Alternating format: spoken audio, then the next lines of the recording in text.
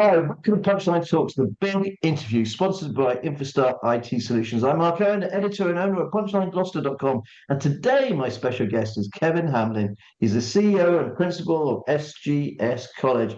Hi, Kevin. Welcome to Punchline Talks. Hi, Mark. Thanks for inviting me. Another problem. Let's start at the business end, please. Can you tell me all about the college? Well, South Gloucester and Stroud College was formed in 2012 with the merger of Filton College and Stroud College. So we turn over about £50 million, have about 750 staff across three large campuses, two in the north of Bristol, that's in South Gloucestershire, and our campus in Stroud. We have about 5,000 students, mainly 16 to 18s, but we'll have adults and we'll have a small cohort, about 500 HE students. And of the 5,000 FE students, we'll have probably about 12 or 1,300, depends on the year, but 12 or 1,300 apprentices. So Okay. it's quite a geographically dispersed group of college campuses, really. Now, how long have you been in education? Obviously, a while. And where are you based at the moment? It looks like it's not the old chalkboards that you and I used to have in school, is it? Oh no, we've gone up market, and sometimes the technology works, and we can have projectors and that sort of thing now. But I work between the campuses, so although my office is at Stroud, the head office is at Stroud, I obviously visit our two campuses in Filton and the other one in Stoke Gifford, a campus we call Wise Campus. One day a week or something like that. So I try and get around, and I try and speak to students and speak to staff as much as I can. It must be difficult. You've got 750 staff. The pressures on colleges and universities has never been greater. The funding restrictions that you have. How do you manage that, Kevin, as the chief exec? Keep all the staff, but the whole thing really. I think keeping morale up in FE is a challenge, and it's not because of the individuals that work there, because you have to be. It's a vocation, really. You have to be committed to working with quite challenging sometimes cohorts of students, and we do feel that it's the forgotten sector. So schools tend to get funding first because of the statutory nature of it.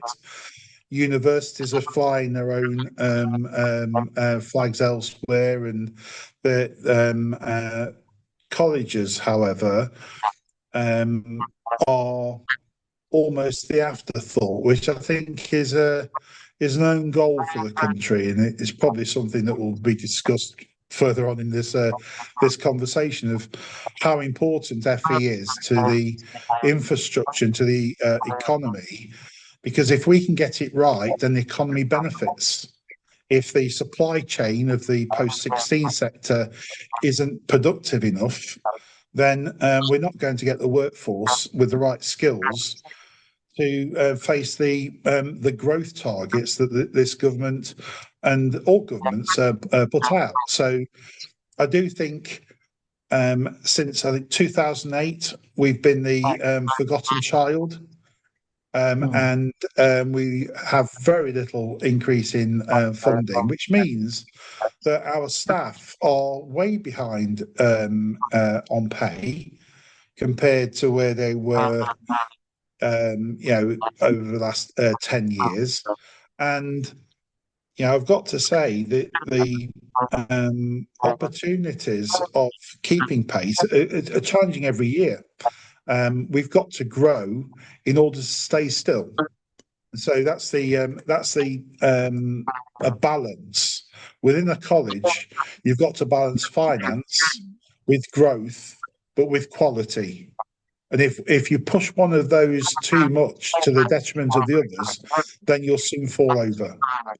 And so I've just got to say, we've got some brilliant staff at SGS, and I've got some very long-serving staff. I've been there since 2001, and a lot of the team that I've got around me are a team that has a loyalty to the institution, and that's probably what's keeping them at the institution. So I can obviously provide for those that are able a progression through, but you do lose good staff because they want to go on to bigger and better things, and which is great. That's part of the role. But the biggest challenge, I suppose, for a chief exec is to keep in touch with staff when you've got 750 of them. I've got 5 children and forget the names sometimes. So 750 staff, it's quite challenging, but trying to get around and trying to be visible is all important, and listening and understanding what staff want. I think that's the backbone. Forget everything else. If that doesn't work, the institution will suffer. It will go into decline quite quickly. It's our largest cost in the college. We turn over 50 million, but we spend 70% of that on staffing. So that the staffing has got to be right. Staffing right, and everything else flows from it. What about the kids nowadays? A lot of people I talk to in business, they say, unfortunately, the young people coming, out of school, they don't have the soft skills, as they call it. Can't pick up the phone, can't say the please and thank yous in some ways. It can be a bit difficult. How do you deal with that, Kevin? Or you must hear that criticism all the time. Yeah, I've been hearing it for the 24 years I've been at Filton, that the youngsters aren't as bright, or they aren't as savvy as they were in my generation, and I think even now an employer doesn't realise what the role of a college is, and it isn't just to deliver a qualification; it's to prepare the young person for work. So, and it's simple things, having an ID badge, so that you have to present your ID badge to get in, because which business nowadays doesn't expect you to do that? And you've got to remember your badge. A lot of work goes in communication and working as part of a team, meeting deadlines. So they're all soft skills that we've integrated into a learning program. And so you might have maths and English, and you might have a qualification. You'll have a little bit of work experience. In some areas, you get a lot of work experience. But then what ties it all together is providing young people who are employable.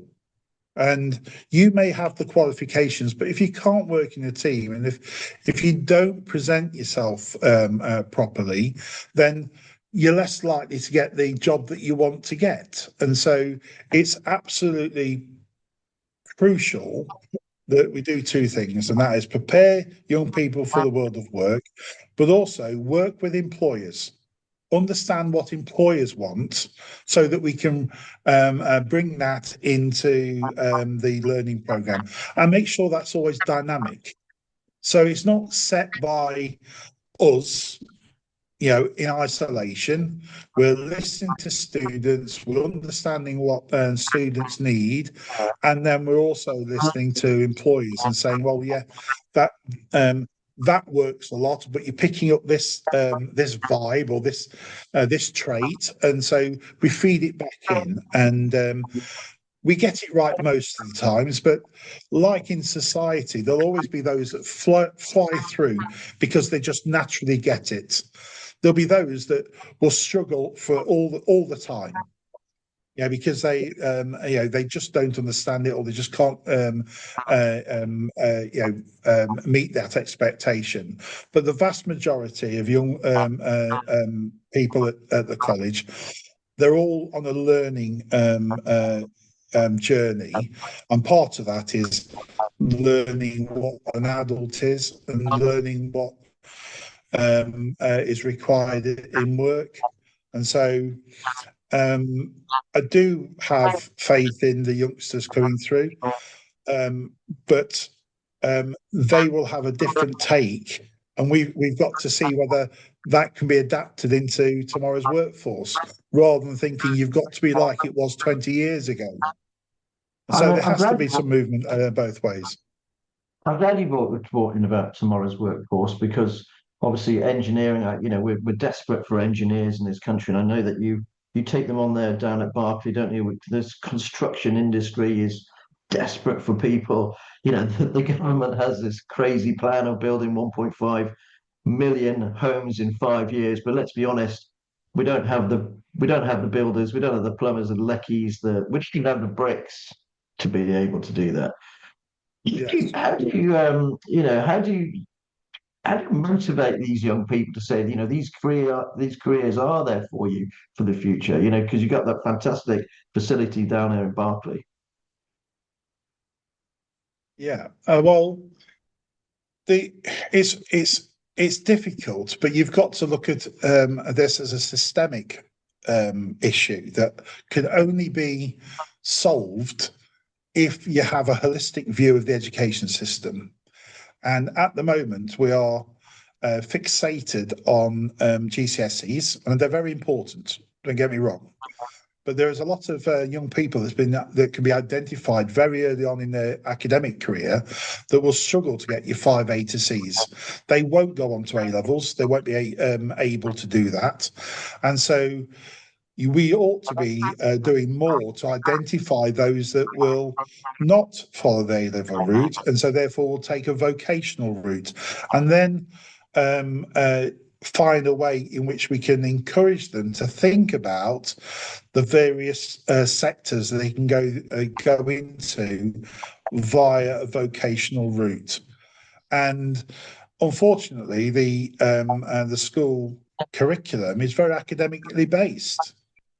There was a time, I'm sure, many decades ago when I can remember we did blacksmithing and we did sewing and we did those sort of home economics and D&T and things, but they have slowly been displaced because they're not the prime focus of a school. And so young people, we opened up a university technical college at Berkeley, and I think that's what you're referring to. There's an engineering and digital specialist school for 14 to 19. It is brilliant. It's fantastic, and I mean this really nicely. But those students that are there, I think they will call themselves geeky, because they're immersed in they're interested in engineering, or they're interested in cyber and digital and one thing or another. And what I'm hearing is at school they're being told, they're the minority. They're not part of the group. Whereas you bring them together in a specialist institution like UTC, which is a cross between a school and a college, and they're no longer in the minority. Everyone they talk to wants to talk about the things they're interested in. And when you have an environment like that, you see youngsters flourish. But you also see employers think, well, instead of going to 72 secondary schools in my catchment area, I'll just go to one, and there's 300 or 400 students there, all want to do engineering. And they want to do it so much, they have left their home school, which may just be around the corner, travel to Berkeley every day, have a longer day, but they've any friends that they had, they've probably left them behind at the school. They've done all that has been done because they're focused on their career pathway. That's fantastic, isn't it? But what we don't do, I don't think, is we don't look at transitions. And life is all about transition, isn't it? And what we do when we're young is we set the boundaries for those transitions. So at year 9, you take your options for year 10, and then you'll do a suite of GCSEs, and then at year 11, just towards the end, you decide what you're going to do at year 12, another transition point. Then at year 13 or 14, you decide whether you go to university, another transition point, or you go into to employment. I don't think we do enough at those transition points to help youngsters make a decision, which won't actually be, closing any doors, but it gives you, if we know that you're going to struggle to get 5 A to C's, then you will follow a vocational route in the main. The vast majority will follow a vocational route. So how many schools are able to inform their entire cohort of everything that's happening in the college on the various sectors? So construction, for example, one sector, there might be 12 different routes you could follow. Now, I struggle to keep ahead of the different qualifications and different apprenticeships. How can you possibly keep abreast and then disseminate all this information if it's through a single point of a careers advisor? And I can understand the employers; they don't want to go to dozens and dozens of schools, in order to tell them what's happening. And so the transition points are really important. And I say this because at 16, time and again, and there'll be dozens and dozens of kids that will sit opposite our advisors in September, and we've never seen them before. They've just decided that they want to come to SGS College, and what courses do we do? This is in September, and we'll ask the question: what qualifications did you get? What did you achieve? And this I don't know. I forgot. I haven't got my form. And so we don't know anything about that student, so we can't accurately put them on a level which is suitable to for their particular academic attainment, previous academic attainment. And so we for the first 2 or 3 weeks or first 6 weeks, they'll be moving around. They'll try a bit of bricklaying, don't like that, and decide that it's plastering, and things will settle down. But if we'd have had that student prior, then we could have gone through all that. We could have established a rapport and understood that student so that they would be better advised and put on a course that they've trialed and they want to do. And so and that leads to in case of colleges that 10% of students will turn over in the first 2 or 3 months, and they're normally those that are late attendees, because these are the children that get lost in the system. They're probably quiet and they're no trouble, but they're not going to pass the course and just sit at the back end of the room, and they're just babysat for a little bit. And so we're not very clever, I think, as a nation in capturing those and saying, look, let's call this. You've still got to do your GCSEs, but let's start feeding you in and looking at what you're going to do at 16, not what you're going to do at 15 and a half. At 15 and a half, you'll sit the exam. And if that's the only focus, and for many schools, not all of them, for many schools, that is the focus, because they're challenged on their results. And there's significant impact for the head teacher if that school starts failing. So it drives performance, doesn't it? These rules. So transition is an important thing. It's not the end of the world coming to us at 16 and not knowing what you want to do, because, as I said previously, a lot of our, all of our learning programs are about getting you ready for the world of work. It might be within the context of being a bricklayer, but those are soft skills that could be transferred into other industries anyway.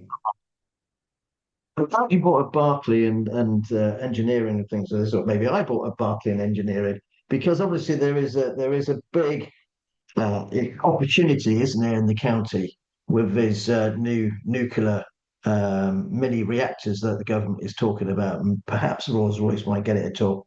That's Berkeley and that's Aldebury, isn't it? Can you just Yeah. give us your thoughts on that? Because it must be very exciting Well, for you down there.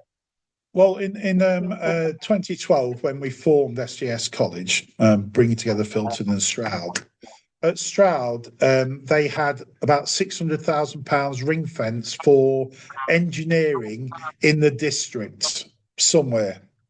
And it's quite obvious 600,000 doesn't get you an engineering facility.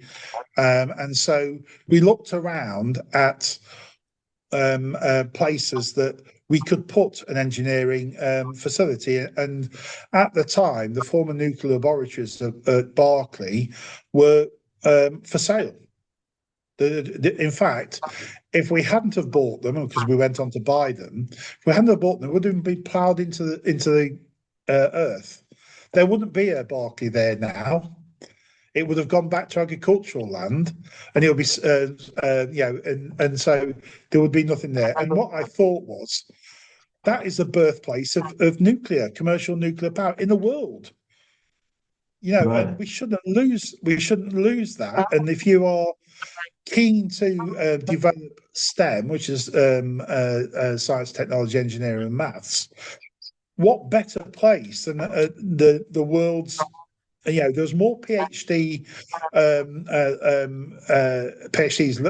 employed there than anywhere else. Almost anywhere else in the world in the 60s. So we should be very proud of that. But I went and we bought it. We just didn't know what to do with it at the time. And so I put a bid in to develop something called the University Technical College, and supported by Neil Ricketts, that I think is a friend to this programme, a local businessman. And I said, what skills are we in short supply in Gloucestershire? He said, definitely engineering, manufacturing, and definitely digital. Possibly cyber, but certainly digital. And so we said, okay, well, that's the theme. That's the specialisms. And so I think we managed to extract about 15 or 17 million pounds from the government to build the UTC at Berkeley. But we were very well supported actually by Gloucestershire County Council. And I know that people have different experiences.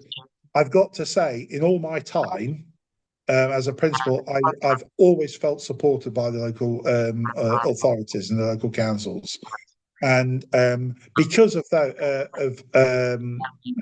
certainly G First and David Owen and the staff there, they gave us some money to develop a training centre there as a college as well. So it became, if you like, a strategic asset. However, about 2 years ago, colleges were reclassified as almost as schools are. They were in the public sector now. We were just outside the public sector prior to that, so we could borrow. So as we grew, we could go to the bank and put business case and grow. That change means we can't do that anymore, and as such, we couldn't develop that site as we wanted to. And so a decision was made about 18 months ago to look for a buyer. Not any old buyer. We needed to make sure that the legacy lived on. And at the time, there was muted to be discussions on small modular reactors. So we put it on the market at the same time. GB Nuclear bought Aldebury, and small modular reactors of very likely to now be built at Oldbury. We don't know which technology will be selected. It could be Rolls-Royce, but a SMR, and there may be 4 to 6 at Oldbury. They'll cost about 2 billion apiece. Yeah. So that inward investment in Gloucestershire is significant. But what you need beside a SMR are businesses that need a lot of power all the time, because you can't turn these things off once they've started. And so the perfect marriage. In fact, I think the Prime Minister referred to AI data centres next to SMRs being a perfect marriage. These SMRs, you don't really want those businesses on a nuclear site. But Berkeley is now a delicensed site, and it's very close, about 3 miles as the crow flies, to Oldbury. So that could be the business park for the SMRs at Oldbury. We sold it to a company called Chiltern Vital Group. I've got to say, they are fantastic. The vision of this company is off the charts. Run by Chris Turner, and Chris Turner, former World Banker, he just puts visions together, and so we're delighted that they put a bid in. It was good business for the college, tripled our investment in 7 years or something, but we also agreed with Chiltern that we would then provide any FE training that takes place at Berkeley. Now that sounded like the right thing to do, because we're right on top of it. We've still got presence at Berkeley. We've still got a training centre at Berkeley, but of course, we're too small to be able to provide all the training that's going to be coming down the track. So we've got plans for other things to support that. It's a great opportunity for Gloucestershire, young people of Gloucestershire, but we've got to start increasing the supply now in order to meet the demand as it comes through in the next 5 to 7 years. Yeah, I just don't think people have realised the massive opportunity. I mean, here at Punchline, we've been banging our drum about it from the very beginning. But I think the businesses themselves are a little bit slow to wake up to this. To me, this is bigger than the Golden Valley.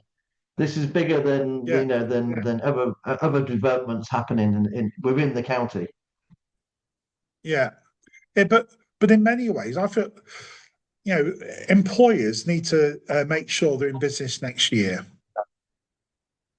Asking them to contribute to a vision that's 7 years away, I think, is a bit much to ask. In fact, it's quite dangerous as well. And so my beef at the moment is that we know that there's going to be between 3,500 and 7,000 new jobs required to build the SMRs, and that will be for at least the next 15 years once they get started. And we know that that colleges deliver the vocational level and the technical level qualifications that are required for these roles. Schools don't, universities don't. Private training providers, some of them do, and we've got some excellent ones in Gloucestershire, and the colleges. Now, what you would expect is if you were a car company and you've said, look, we're going to have a new line of cars coming out in 10 years' time, you will then go to your supply chain first and say, look, you need to start ramping up. We need some of this and some of that, and you secure your supply line. No one ever thinks about education as being supply chain, and be a supply line. And so if you just take Gloucestershire College, SGS College, City of Bristol College and Western College down the Severn Edge area, between us, we have something like 200 million pounds worth of funding per year. Between us, we have between 8,000 and 10,000 apprentices. Wow. You would imagine that anybody looking at this, if you were to look at this as a national project, you'd say, okay, if we're going to start building in 5 to 7 years' time, and when I talk building, it's not we're going to get someone with a PhD to turn a switch and we've got power. It's digging holes, it's putting pipes in, it's welding, it's steel, because it's a big construction site. And although there are small modular reactors, each one of these reactors is the size of 2 football pitches. Wow. So they're not small, but it's a significant undertaking. So what you need then is, bearing in mind, colleges respond to the demand being pushed up from schools, and that's the normal demand. So if I ask you, how many bricklayers do you think SGS College train every year out of Stroud, for example? I'd say around 150, 200. Okay, 36. 36. You know, so, and that is replicated. You know, so we might have 500 or 600 construction students, but there'll be plumbers, electricians, carpenters, painters and decorators, general construction skills, whole range of courses, but nobody has deemed it sensible to say, look, if we're going to have this big project, and this isn't just the only one that's happening, we've got the cyber stuff in Cheltenham, we've got the gigafactories just across the board in Somerset, 30,000 jobs going into the north of Bristol, you've got train lines, you've got 1.5 million houses being built, one thing or the other. All these construction projects over the next 10 years. And my argument is, well, we've got to get 16-year-olds interested in these type of jobs now, because if we don't, what will happen, and this is not a scaremongering, it's just fact. The contractor, given the contract to build Oldbury, will say, I need some staff. And they'll try and go local, and they'll take every bit of skilled labour you can from the existing workforce and suck them into delivery of their contract, and they'll pay what needs to be paid. It means then, even the best case scenario, there will be companies that need skilled labour to infill. Okay, because if you don't, the knock-on effect is quite considerable. If you decide to go sub-regional or national, then you've got the problem of an influx of workers for a short period of time where they're going to live, where the kids are going to be schooled. There's a significant impact on infrastructure. By far, the best way of doing this is to train your local population in the skills that you want them to have these well-paid and secure jobs in. And previously, all we've done is tried to re-slice the cake. We've said, okay, we need some pipe fitter, or we need some PV panel installers.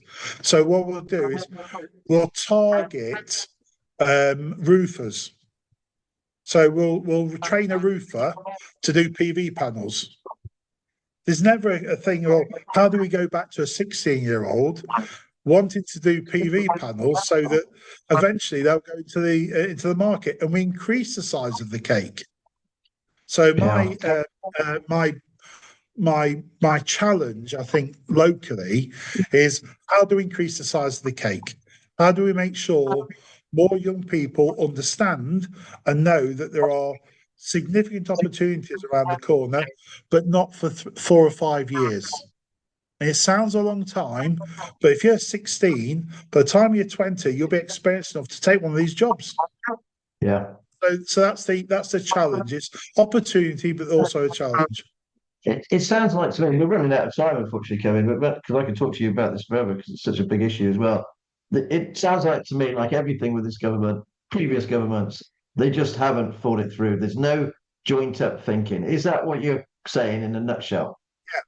I think if you're waiting for central government to solve the problem, you'll be waiting a long time because they've got problems all over the place. What I'm calling for is for Gloucestershire to recognise they've got to have a task force to ensure that we don't miss out on the opportunities of the development and the investment that's going to go into Oldbury and into Berkeley.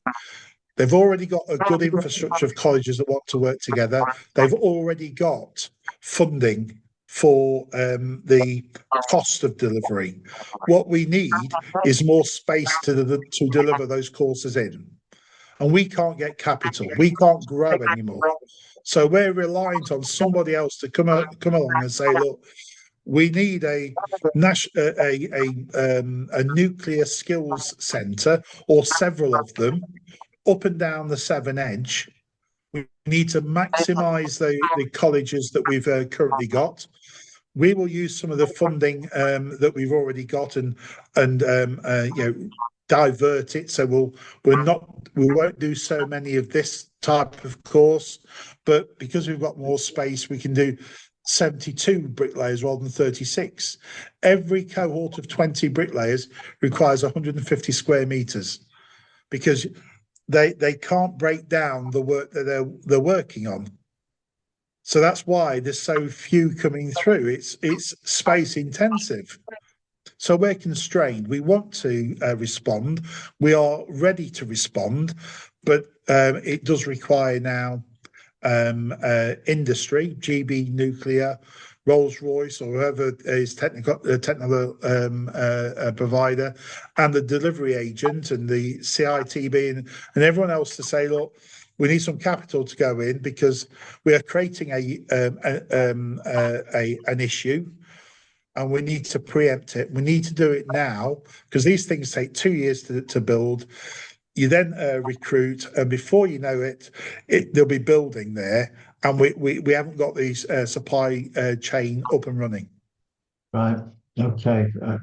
That's one hell of a job we've got here. But you know what?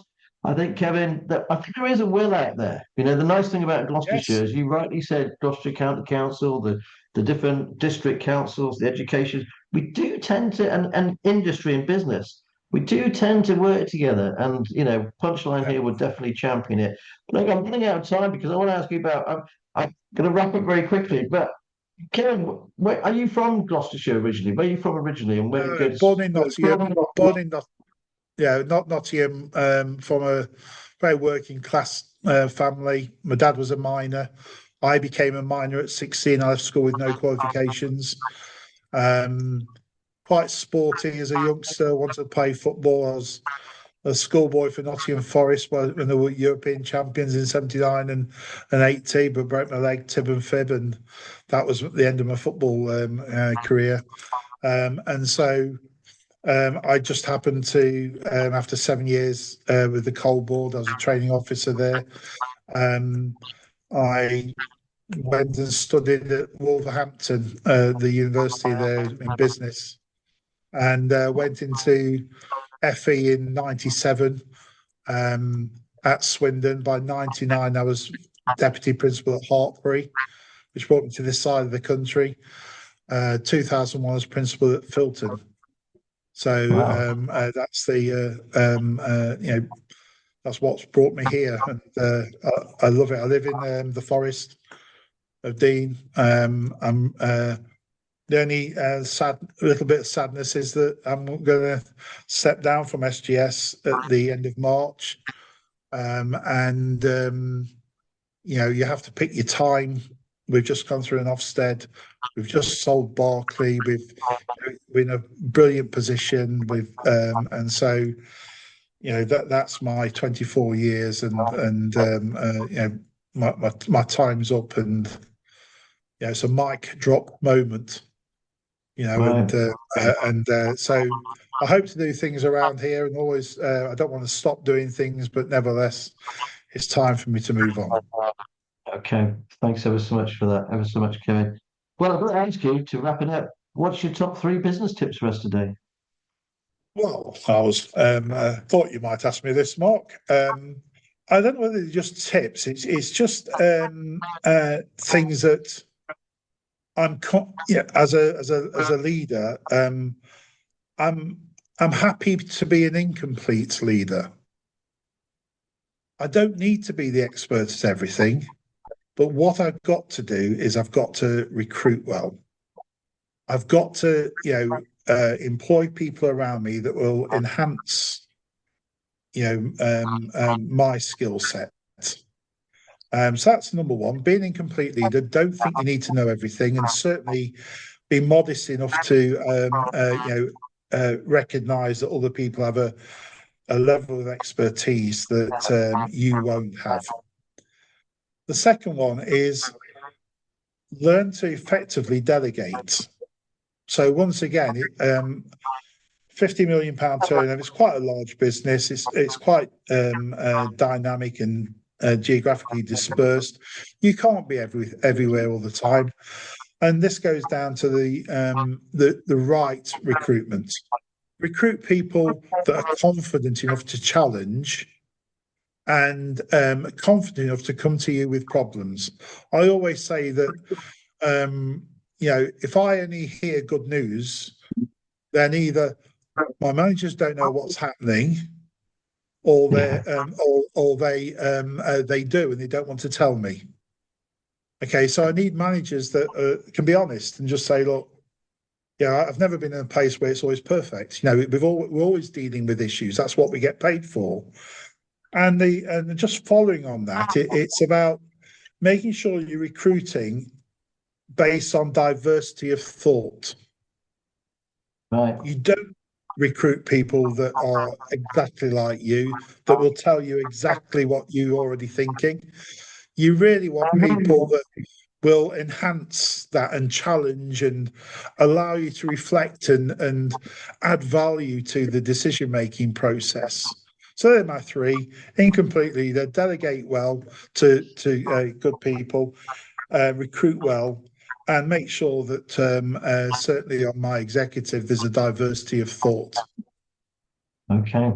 Fortunately, that's all we've got time for today, Kevin. I'd just like to thank you ever so much for your time for Punchline Talks. I'd like to thank our fantastic sponsors, Infostar IT Solutions, and thank you all for watching as well.